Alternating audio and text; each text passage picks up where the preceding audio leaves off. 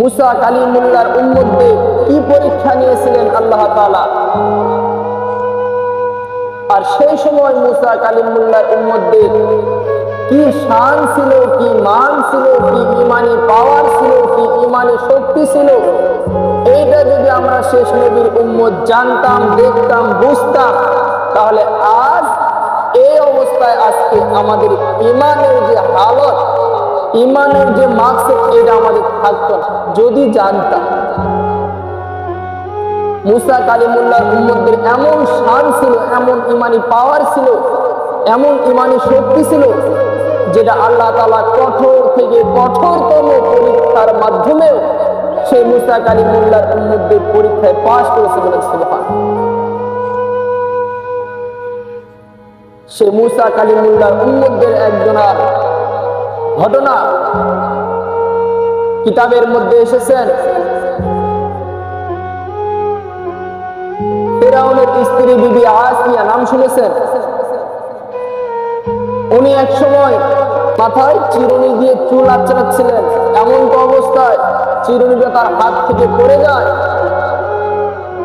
পড়ে যাওয়ার সঙ্গে সঙ্গে চিরুনিটা যে উঠাইলেন, এই সময় উনি বিসমিল্লাহির রহমানির রহিম বলে উঠাইলেন এবং সঙ্গে সঙ্গে ফিরাউন বললেন, কি বলে উঠালা, কার নামে উঠালা, বুঝলাম না।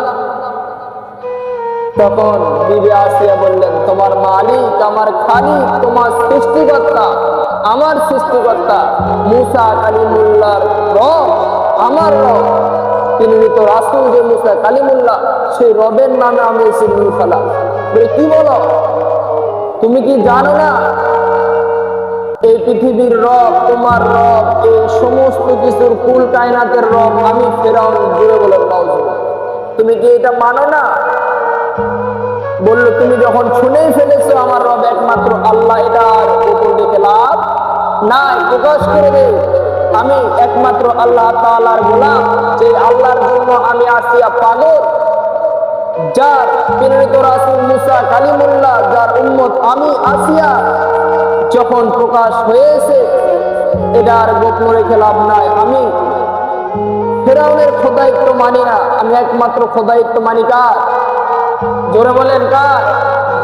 তখন বিবি আসিয়া আল্লাহ তাআলার প্রতি ইমানি শক্তি, ইমানি পাওয়ার যখন আরো বেড়ে যাচ্ছিল, এমন তো অবস্থায় ফিরাউন তাকে বলো, তুমি একটু বোঝার চেষ্টা করো, একটু বোঝো, তুমি যদি এরকম করো তাহলে আমার খোদাইত্ব থাকবে না, আমার খোদাইত্ব ফাটল ধরবে।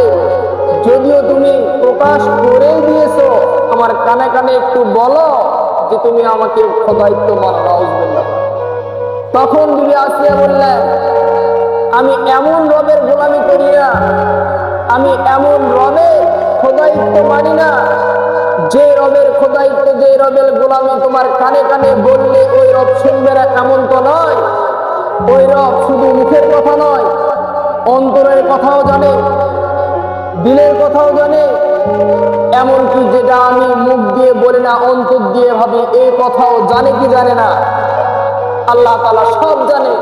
আমি এমন রবের গোলামি করি না। তখন কোনোভাবেই যখন আসিয়াকে আয়ত্তে আনা যায় না, তখন ফিরাউন ভাবলেন, লাস্ট তোমাকে তিনটা সলিউশন দে, তুমি যদি আমার খোদাইত্ব মেনে না নাও, তোমাকে সুরে চড়াবো, তোমাকে ফাঁসির মঞ্চে চড়াবো।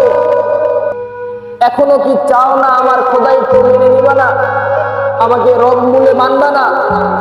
বলল, আমি যাকে একবার খোদাইত্ব মেনে নিয়েছি, যার প্রেমে হাবুডুবু খাচ্ছি, যার নাম না নিলে আমার দিল ঠান্ডা হয় না, যার তাসবিহ না পড়লে আমি আসিয়ার একটা মুহূর্ত কাটে না, সেই রবকে ভুলে আমি তোমার গোলামি কখনোই করতে পারবো না।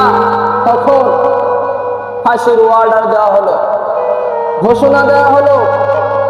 একদিন দুই দিন সকলে যখন জানাজানি হয়ে গেল, মুসা কালিমুল্লাহর কানে যখন আওয়াজটা গেল, তখন একদিন যাচ্ছিলেন, আসিয়া ডাক দিয়ে বললে, পয়গম্বর, আপনি তো আল্লাহ তাআলার সঙ্গে কথা বলেন, একটু দয়া করে আমার নামটা জিজ্ঞাসা করবেন, দেখবেন বলবেন যে আসিয়া আল্লাহ তাআলার কাছে কি কবুলিয়াত, আল্লাহ তাআলা কি আসিয়াকে কবুল করেছেন?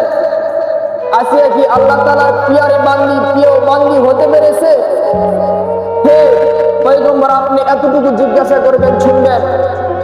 তখন মুসা কালিমুল্লাহ বললেন, হে প্যারি উম্মত, আল্লাহ তাআলা নিজেই বলে দিয়েছেন আপনি আল্লাহ তাআলার প্রিয় বান্দি, পছন্দনীয় বান্দি হয়ে গিয়েছেন। আপনি চিন্তা করিয়েন না, আল্লাহ তাআলা আপনার কঠোর পরীক্ষা নিচ্ছে, আপনি চিন্তা করিয়েন না। তখন আসিয়া বললেন, হে ফিরাউন, আমাকে ফাঁসির মঞ্চে উঠাও, কোনো আফসোস নাই।